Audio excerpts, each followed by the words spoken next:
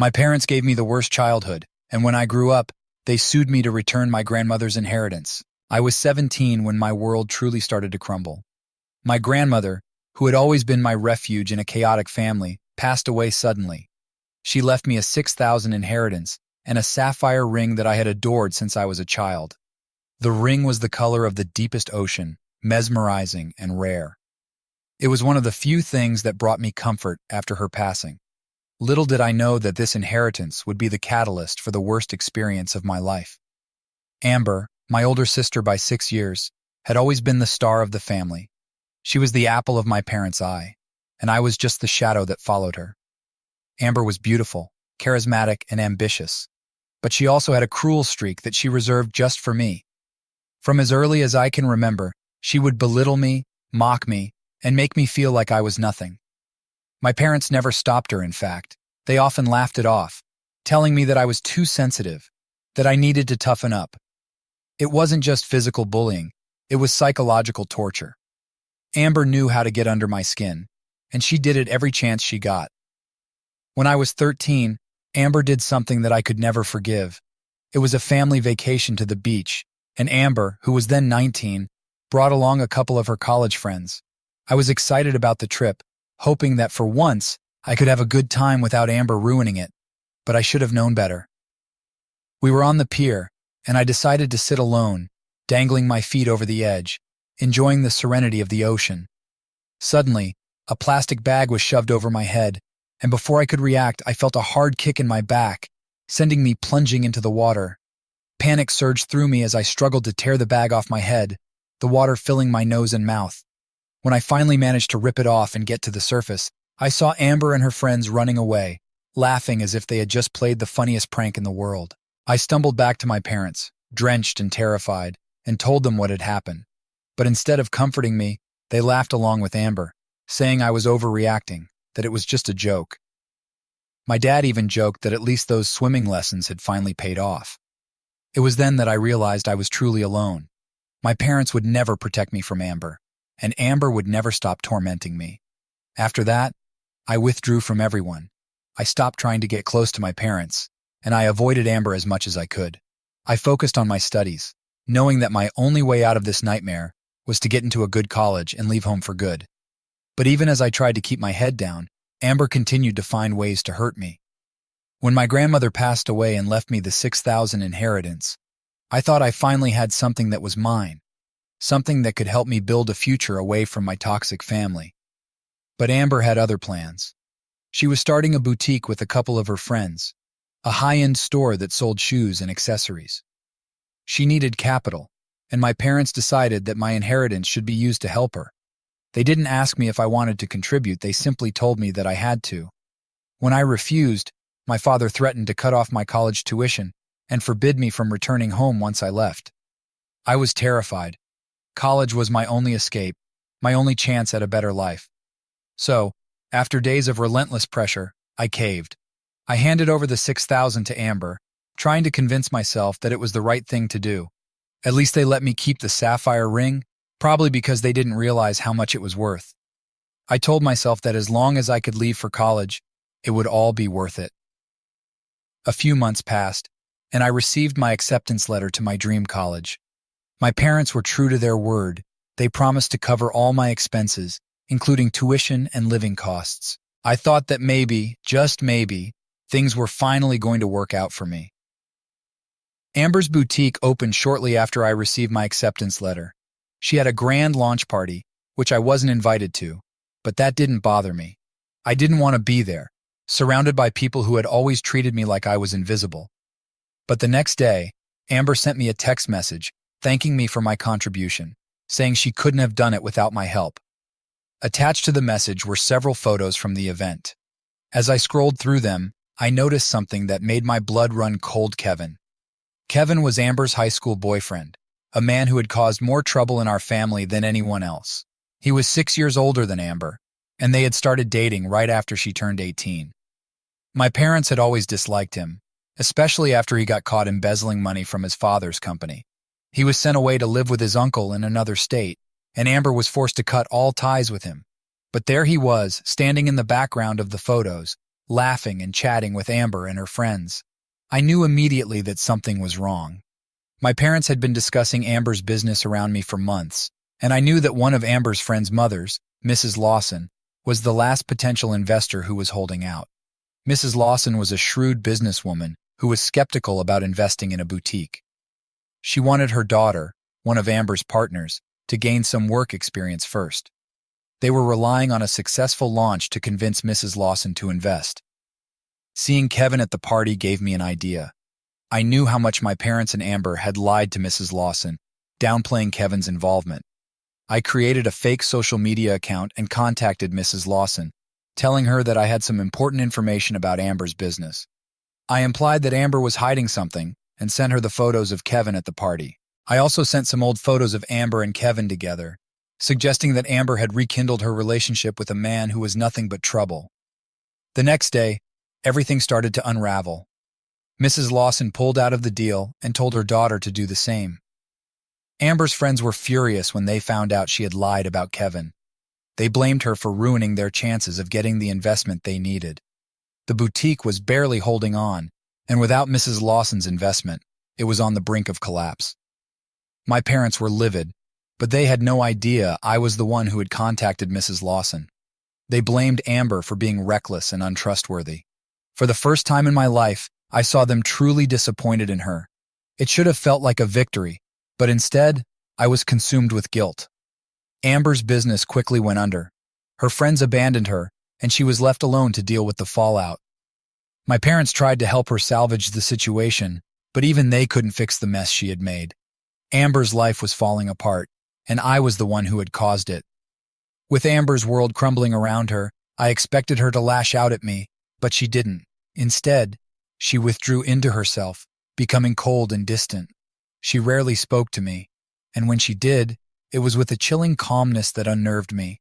I tried to avoid her as much as possible, focusing on my upcoming move to college. I thought that once I left, I could finally put all of this behind me, but I was wrong. One night, just a week before I was set to leave for college, I received a call from my parents. Amber had disappeared. She hadn't come home after a night out, and they were frantic. They asked if I knew where she might be, but I didn't. I hadn't spoken to her in days. They called all of her friends, but no one knew where she was. For days, there was no word from Amber. My parents were beside themselves with worry, but I couldn't help but feel a sense of dread. I knew Amber was volatile, but this was different. I couldn't shake the feeling that something terrible was about to happen. Then one evening, Amber returned home. She was disheveled and quiet, with a haunted look in her eyes. My parents were relieved to have her back, but I could tell something was seriously wrong. She didn't tell them where she had been, only that she needed some time alone. They didn't press her for details, happy just to have her home. But that night, as I was getting ready for bed, I heard a noise outside my window. I looked out and saw Amber standing in the yard, staring up at my window. Her expression was unreadable, but I could see something glinting in her hand. It was a piece of rebar, and she was gripping it so tightly her knuckles were white. I quickly closed the curtains and locked my bedroom door, my heart racing. I didn't sleep at all that night, too afraid of what Amber might do. The next morning, she was gone again. My parents assumed she had gone out for a walk, but I knew better. I knew she was planning something. A few days later, I was on my way back from a late-night study session at the library when I noticed someone following me. I quickened my pace, trying to lose them, but they stayed close behind. I ducked into a side street, hoping to shake them off, but the footsteps grew louder, closer. Suddenly, I felt a sharp pain in the back of my head, and everything went black. When I came to, I was lying on the cold, hard ground. My vision was blurry, but I could make out Amber standing over me, the rebar clutched in her hand. Her face was twisted in rage, her eyes wild with hatred. "You ruined everything," she screamed, bringing the rebar down on me again. Pain exploded in my chest as the metal connected with my ribs. I tried to crawl away, but she was relentless, striking me over and over, venting all of her anger and frustration on me. I could feel my bones cracking under the force of her blows, my body going numb from the pain. I tried to scream, but my voice wouldn't come. The last thing I saw before everything went dark was Amber standing over me, breathing heavily, the rebar slick with my blood. When I woke up, I was in a hospital bed, my body wrapped in bandages, tubes and wires connected to me everywhere. The pain was unbearable, but I was alive. My friend's parents were there, holding my hand, tears in their eyes. They told me that Amber had been arrested, that she was in custody and facing charges for what she had done to me. The trial was a grueling experience. Amber's lawyer tried to argue that she had been driven to insanity by the stress of losing her business, that she wasn't in her right mind when she attacked me. But the evidence was overwhelming. The police had found the rebar with my blood on it, and there were witnesses who had seen her following me that night. My parents were devastated. They couldn't believe that Amber, their perfect daughter, was capable of such violence. But the truth was undeniable. The jury deliberated for only a few hours before finding her guilty of attempted murder. She was sentenced to life in prison with the possibility of parole after 25 years. I spent months in the hospital recovering from my injuries. The physical scars would heal in time, but the emotional scars ran much deeper. I had lost my family, my sense of security, and the only home I had ever known. I was left with nothing but pain and a deep, abiding fear that I would never truly be safe again. But through it all, I found strength in the people who had taken me in.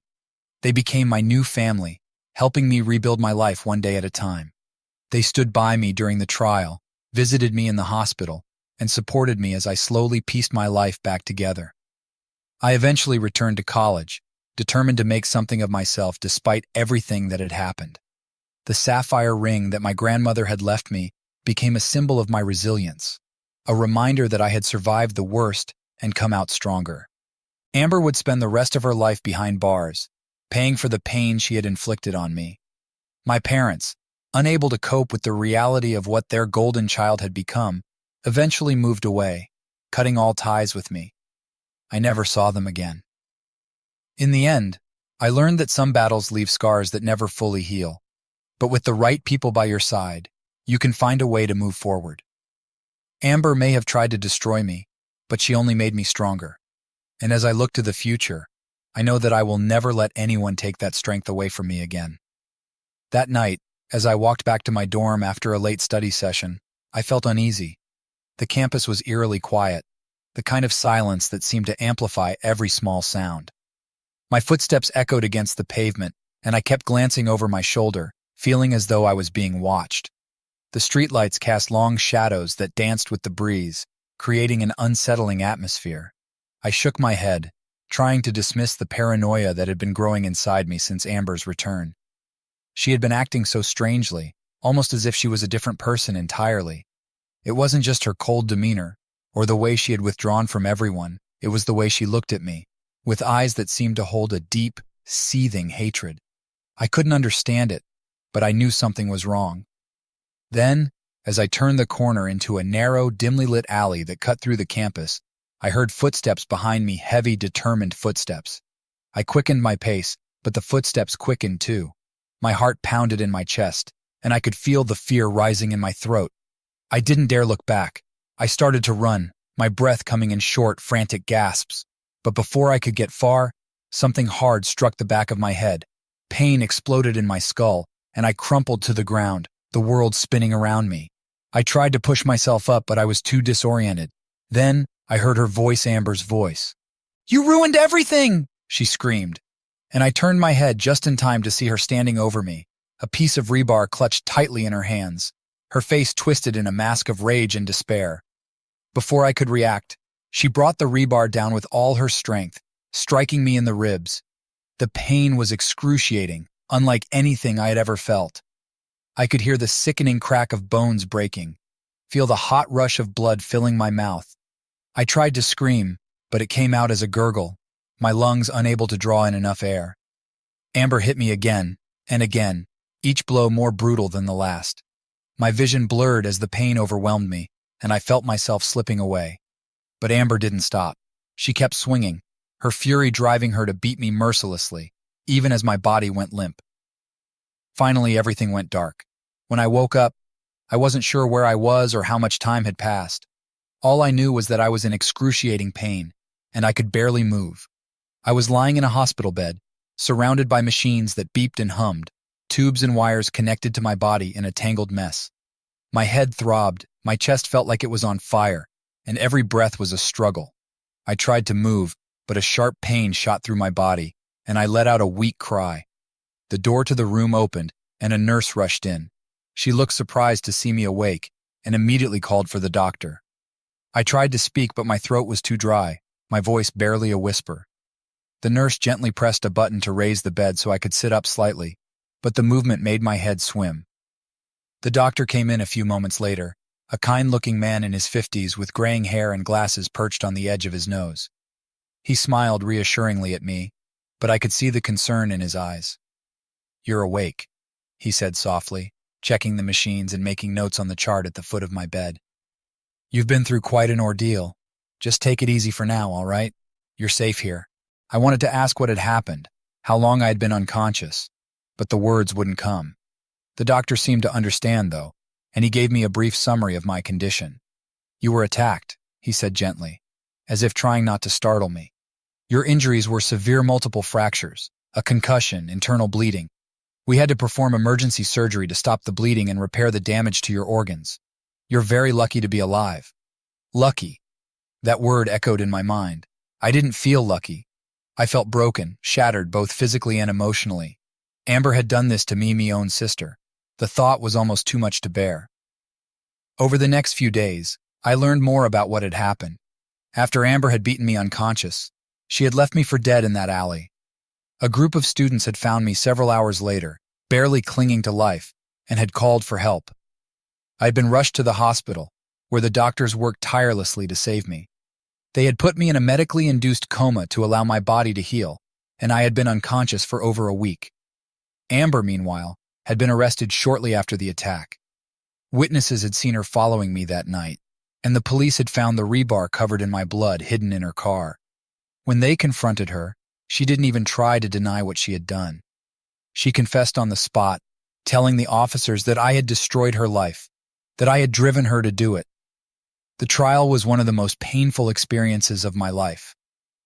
I was still in the hospital, still recovering from the physical trauma, but the emotional trauma was just as raw. I had to face Amber in court, had to listen as her lawyer tried to paint her as a victim, as someone who had been pushed to the edge by my supposed cruelty. They brought up the fact that I had sabotaged her business, that I had lied to our parents and manipulated events to ruin her. They tried to twist everything to make it look like I was the one at fault, that Amber had been driven to madness by my actions. It was agonizing to sit there and listen to it all, to see the way Amber glared at me from across the courtroom, her eyes filled with hatred. But the evidence was overwhelming. The prosecution presented the bloody rebar, the witness testimonies, and the confession Amber had given to the police. They showed the extent of my injuries, the medical reports detailing the damage she had inflicted on me. The jury listened intently, their faces growing more horrified with each passing day. My parents were there too, sitting in the front row. I couldn't bring myself to look at them. I didn't want to see the disappointment, the shame in their eyes.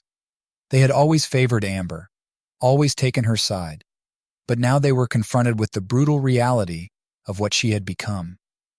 I wondered if they blamed themselves, if they realized how much they had contributed to this nightmare by always putting Amber first. In the end, the jury found Amber guilty of murder in the 2nd degree. The judge sentenced her to life in prison without the possibility of parole. As the verdict was read, I felt a wave of conflicting emotions, relief that she would never be able to hurt me again, but also an overwhelming sadness for the sister I had lost long before that fateful night. Amber didn't show any emotion as she was led away in handcuffs. She didn't look at me, didn't acknowledge the verdict. She simply walked out of the courtroom, her face a blank mask. I knew that I would never see her again, and part of me was grateful for that. But the trial wasn't the end of my ordeal. The physical recovery was long and grueling. I had to undergo multiple surgeries to repair the damage Amber had done. My ribs had to be reconstructed with metal plates. My skull had to be stabilized, and I had to relearn how to do even the most basic tasks. Every movement was painful. Every breath a reminder of the night I had almost died. The emotional recovery was even harder. I struggled with nightmares, reliving the attack over and over again in my mind. I couldn't trust anyone, couldn't feel safe even in my own home. My parents tried to reach out to me, to offer their support, but I couldn't bring myself to accept it. They had enabled Amber's behavior for so long, and now I couldn't forgive them for what they had allowed to happen. I found solace in the few friends who had stood by me through everything. They were my lifeline, helping me navigate the darkness that had settled over my life. With their support, I slowly began to rebuild, to piece together the fragments of who I had once been. I returned to college eventually, determined to finish my degree and build a future for myself, one that wasn't defined by the pain and trauma of my past. The sapphire ring that my grandmother had left me became a symbol of my resilience, a reminder that I had survived the worst and could overcome anything. Amber would spend the rest of her life in prison, paying for the pain she had inflicted on me. My parents eventually moved away, cutting all ties with me. They couldn't bear the shame, the guilt of what had happened. I never saw them again, and I was okay with that. I needed to move on, to focus on my own healing. As the years passed, the physical scars faded, but the emotional scars remained. Some wounds never fully heal, but I learned to live with them. I found strength in my pain, in the knowledge that I had survived something that could have easily destroyed me. Amber had tried to take everything from me, but in the end, she'd only made me stronger. I was determined to live a life filled with meaning, with purpose, and with the love and support of the people who truly cared about me. I knew I would carry the memory of that night with me for the rest of my life, but I also knew that I would never let it define me. I was a survivor, and no matter what, I would keep moving forward. After Amber was sentenced to life in prison, I thought the nightmare was finally over. I had survived her brutal attack, endured the long and painful recovery, and even managed to return to college. I was slowly rebuilding my life, trying to find some semblance of normalcy after everything that had happened. But I was wrong. The worst was yet to come. My relationship with my parents had deteriorated to the point where we barely spoke. They had always favored Amber, and even after she was convicted of trying to kill me, they couldn't fully accept the reality of who she had become. I knew they blamed me, at least partially, for what had happened. They had always seen Amber as the perfect daughter, and now she was in prison, her life ruined. In their eyes, I had played a role in that, and they couldn't forgive me. I had cut off almost all contact with them, focusing on my recovery and my studies. But one day, out of the blue, my mother called me. She sounded desperate, pleading with me to meet her at the family home. She said she needed to talk, that she couldn't go on without clearing the air between us. Despite my better judgment, I agreed. I didn't want to believe that my own mother could hate me enough to do something drastic. I thought that maybe, just maybe, we could find some common ground, some way to move forward. When I arrived at the house, it felt strange to be back. The place where I had grown up now felt foreign, almost hostile. My mother was waiting for me in the backyard, standing by the old garden shed. She looked older, more worn than I remembered, her face etched with lines of worry and grief. She didn't greet me with a hug or even a smile. Instead, she just stared at me, her expression unreadable. "Thank you for coming," she said quietly, her voice strained. "We need to talk about Amber." I nodded, unsure of what to say. "I know it's hard, Mom, but Amber, what she did." My mother cut me off with a sharp wave of her hand. "No," she snapped. "You don't understand. Amber was pushed to the edge because of you. You ruined her life, and now she's in prison because of your selfishness." I felt a chill run down my spine. "Mom, Amber tried to kill me," I said, struggling to keep my voice steady. "She beat me with a rebar. She would have killed me if those students hadn't found me. How can you blame me for that?" "She wouldn't have done that if you hadn't sabotaged her business," my mother hissed, taking a step closer to me. "You're the reason she snapped. You turned everyone against her. You betrayed your own sister." I couldn't believe what I was hearing. I had expected anger, maybe even some harsh words, but not this. Not the blind, seething hatred that was pouring out of my mother now. "Mom, Amber made her own choices," I said, trying to reason with her. "I had nothing to do with it. She was always cruel to me, even when we were kids. You know that. You deserved it," my mother screamed, her voice rising to a fever pitch. "You were always weak, always whining and complaining. Amber was the strong one, the one with a future, and you took that away from her." I took a step back, suddenly afraid. My mother's eyes were wild, her face twisted with fury. I had never seen her like this before, and it terrified me. I glanced around, realizing for the first time that we were completely alone. There was no one to help me, no one to stop her if she decided to act on the rage that was boiling over. "Mom, I'm sorry you feel that way," I said cautiously, trying to de-escalate the situation. "But I'm not responsible for what happened to Amber. She made her own decisions." "You ruined her life," my mother shrieked, her voice breaking. "And now I'm going to make sure you pay for it." Before I could react, she lunged at me, grabbing a shovel that was leaning against the garden shed. I barely had time to register what was happening before she swung it at me with all her strength. The metal edge of the shovel connected with the side of my head, and I collapsed to the ground, dazed and bleeding. I tried to get up, but the world was spinning, my vision blurring from the impact. I could taste blood in my mouth, feel it trickling down the side of my face. My mother stood over me, breathing heavily, the shovel raised high above her head. "You took everything from me!" she screamed, bringing the shovel down again, this time striking my ribs. The pain was unbearable, and I cried out, curling into a ball to protect myself. But she didn't stop. She kept hitting me, each blow more vicious than the last. I could hear the bones in my chest cracking, feel the life draining out of me with every brutal strike.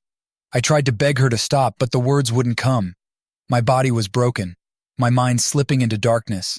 The last thing I saw was my mother's face, twisted with rage, as she brought the shovel down one final time.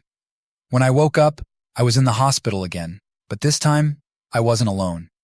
My friend's parents were there, holding my hand, their faces pale with shock. They told me that my mother had been arrested, that she had been caught red-handed by a neighbor who had heard the commotion and called the police. She was now in custody, facing charges of attempted murder. I was barely alive when they found me, they said. The doctors had performed emergency surgery to save my life, but the damage was severe. I had multiple fractures, internal bleeding, and a traumatic brain injury. The doctors weren't sure if I would ever fully recover. The trial was a surreal experience, one that I could barely process through the fog of pain and medication. My mother's lawyer tried to argue that she had been driven to madness by grief, that losing Amber had pushed her over the edge. They painted her as a broken woman, a mother who had lost everything and couldn't cope with the pain. But the evidence was clear. The neighbor's testimony, the forensic evidence, the brutal injuries I had sustained, it all pointed to the cold, hard truth. My mother had tried to kill me, just like Amber had. The jury didn't take long to deliberate. They found her guilty of attempted murder, and the judge sentenced her to life in prison. As the verdict was read, I felt a strange sense of detachment. This was my mother, the woman who had raised me, who had once loved me. But now she was a stranger, someone who had tried to take my life in a fit of blind rage. I didn't know how to feel. There was no relief, no closure, just a deep, aching emptiness. My father didn't attend the trial. He had left shortly after my mother's arrest, disappearing without a trace. I didn't know where he had gone, and I didn't care. I had lost my entire family, but after everything they had done, I realized that maybe I'd never truly had one to begin with. The recovery process was long and difficult. I had to undergo multiple surgeries to repair the damage my mother had done. The physical pain was excruciating, but the emotional pain was even worse. I was plagued by nightmares, haunted by the image of my mother standing over me, the shovel in her hands. I couldn't trust anyone, couldn't feel safe, even in the hospital. But through it all, my friends and their families were there for me. They stayed by my side, offering their support and love when I needed it most. They were the ones who helped me piece my life back together, who reminded me that I was more than just a victim. Eventually, I returned to college, determined to finish my degree and build a future for myself. The scars, both physical and emotional, would never fully heal, but I was determined to keep moving forward. I refused to let my past define me. My mother would spend the rest of her life in prison, just like Amber. I would never see them again, and I was okay with that. They had chosen their path, and I had chosen mine. As the years passed, I found a sense of peace. I built a life for myself, surrounded by people who truly cared about me. The sapphire ring that my grandmother had left me became a symbol of my resilience, a reminder that I had survived the worst and come out stronger. I knew that I would carry the memory of those dark days with me for the rest of my life, but I also knew that I would never let them define who I was. I was a survivor, and no matter what, I would keep moving forward.